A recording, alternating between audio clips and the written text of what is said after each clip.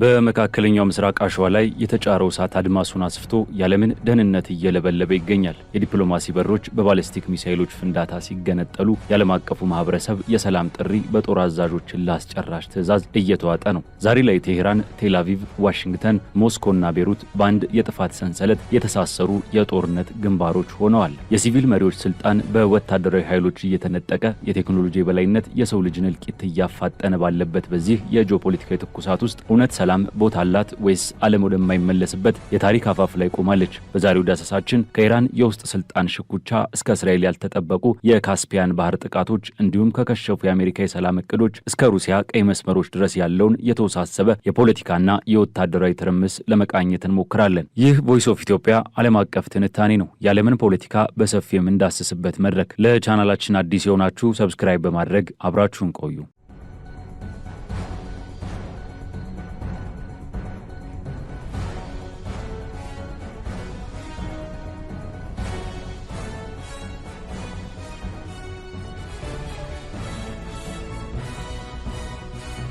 በመካከለኛው ምስራቅ ሰማይ ላይ ያጠላው የጦርነት ዳመና ከዕለት ወደ ዕለት እየጠቆረ የዲፕሎማሲ በሮች በከባድ የጦር መሳሪያዎች ድምፅ እየተዘጉ ይገኛሉ። ከቴሄራን እስከ ቴል አቪቭ፣ ከዋሽንግተን እስከ ሞስኮ እንዲሁም ከቤሩት እስከ በርሊን የተዘረጋው የጂኦፖለቲካዊ ትኩሳት ዓለምን ወደማትወጣው አዘቅት ውስጥ እየከተታት መሆኑን የቅርብ ጊዜ ሁነቶች በግልጽ ያሳያሉ። በቴሄራን የፖለቲካ ኮሪደሮች ውስጥ የሚታየው እውነታ የሲቪሉ አስተዳደር ሚና እየመነመነ የእስላማዊ አብዮታዊ ዘብ የበላይነት እያደገ መምጣቱን ያመላክታል። የኢራኑ ፕሬዝዳንት መሱድ ፔዚሽኪያን በአይአርጂሲ ከፍተኛ ጫና ስር ሆነው መሐመድ ባጋር ዞልጋደርን የሀገሪቱ አዲስ የደህንነት ኃላፊ አድርገው ለመሾም መገደዳቸው የዚህ ማሳያ ነው። አሊ ላርጃኒን የተኩት ዞልጋርድ ከ1979 የእስላማዊ አብዮት በፊት በቴሄራን ዩኒቨርሲቲ ኢኮኖሚክስን ያጠኑ በቀድሞ ፕሬዝዳንት ማህሙድ አህመዲነጃድ አስተዳደር ዘመን በሀገር ውስጥ ጉዳይ ሚኒስቴር ከፍተኛ ኃላፊነት የነበራቸው እንዲሁም ከ1980 እስከ 1988 በነበረው የኢራን ኢራቅ ጦርነት ወቅት ከፍተኛ ወታደራዊ አዛዥ የነበሩ ታላቅ ሰው ናቸው። ከቅርብ ጊዜ ወዲህ የጦር ኃይሎች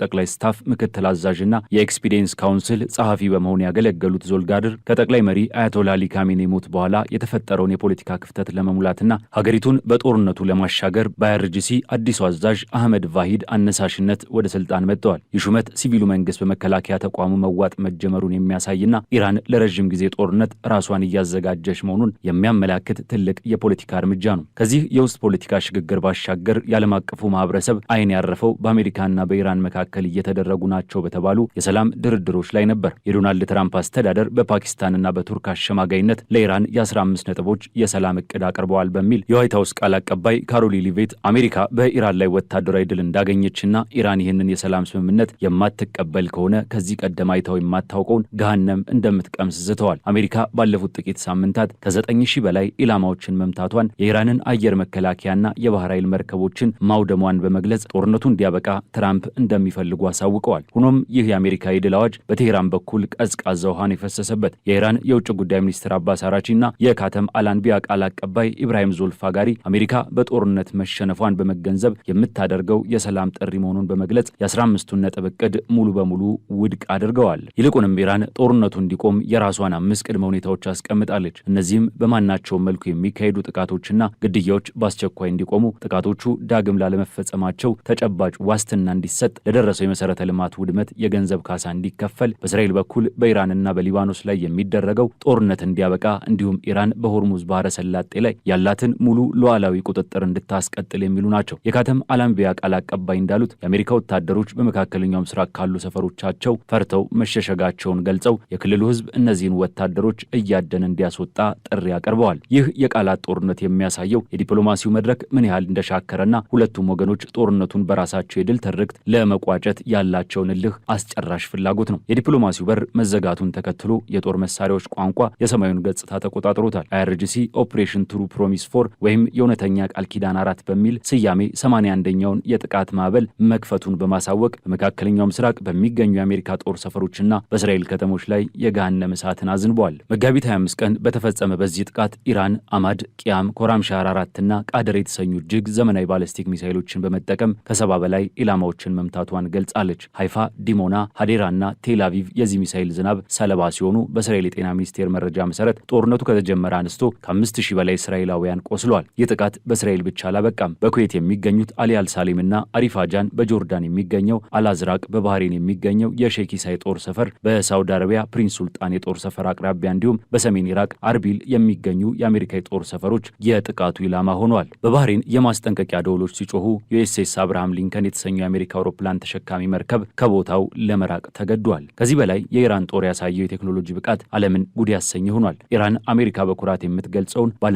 100 ሚሊዮን ዶላር ዋጋ ያለውን ኤፍ-35 ስቴልዝ ተዋጊ ጀትን ጨምሮ ዘመናዊ የሆኑ ኤፍ-18 እና ኤፍ-15 ጀቶችን መትቼ ጥያለው ስትል አውጃለች። በተለይም በቻ ባህርና በህንድ ውቅያኖስ ላይ የተመታው ኤፍ-35 ጀት ራዳርን ለማለፍ የሚረዳውን ቴክኖሎጂ የሚሰብርና በሙቀት ፍለጋ ላይ የተመሰረተ አዲስ የአየር መከላከያ ስርዓትን በመጠቀም መመታቱ የኢራንን ወታደራዊ ሳይንስ እርምጃ ያሳያል። አሜሪካ በበኩሏ የኤፍ-35 እና ኤፍ-18 መመታትን አስተባብላ በኩዌት የወደቀው ኤፍ-15 በወዳጅ ተኩስ መሆኑን እንዲሁም ማርች 12 በኢራቅ የወደቀው ኬሲ 135 ነዳጅ ጫኝ አውሮፕላን 6 አሜሪካውያንን ይዞ መከስከሱን ብትገልጽም ኢራን ግን የጀቶቹን መውደቅ የሚያሳይ ተንቀሳቃሽ ምስል በማሰራጨት የአሜሪካን ሞራል ለመስበር ሞክራለች። እስካሁን ቢያንስ 13 የአሜሪካ ወታደሮች በጦርነቱ መሞታቸውን ዋይት ሀውስ አረጋግጧል። በሌላ በኩል እስራኤል ዝም ብላ አልተቀመጠችም። የእስራኤል ጦር ታሪካዊ በሆነ መልኩ ለመጀመሪያ ጊዜ በካስፒያን ባህር ላይ በሚገኝ የኢራን የባህር ኃይል ማዕከል ላይ አሰቃቂ ጥቃትን ፈጽሟል።